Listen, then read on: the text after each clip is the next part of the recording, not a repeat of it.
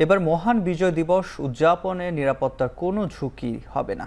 বরাবরের মতো এবারও সুষ্ঠুভাবে জাতীয় দিবস পালিত হবে বলে জানিয়েছেন স্বরাষ্ট্র উপদেষ্টা মোহাম্মদ জাহাঙ্গীর আলম চৌধুরী। সচিবালয়ে আইন শৃঙ্খলা নিয়ন্ত্রণ সহ সার্বিক নিরাপত্তা ব্যবস্থা গ্রহণ বিষয়ক সভা অনুষ্ঠিত হয়।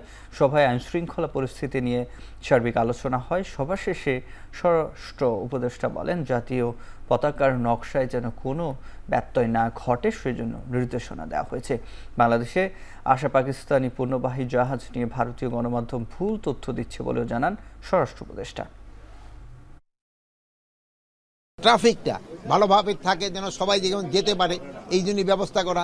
তারপরে আমাদের ক্ষেত্রে মেইন একটা আলোচনা হচ্ছে আমাদের সব জায়গায় যে জাতীয় পতাকাটা উত্তোলন করব, এই পতাকার যে রং অনেক সময় দেখেন এক এক জায়গায় এক এক রঙের করে ফেলে, এইটা যেন না হয়, একই রঙের যেন হয় এবং আমাদের যে স্ট্যান্ডার্ড সরকারি ইসে থেকে দেওয়া ওইটার হয়।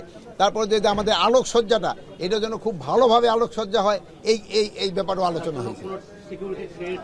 এখানে কোনো ধরনের সিকিউরিটি থ্রেট না আল্লাহ দিলে কোনো ধরনের সিকিউরিটি থ্রেট নেই।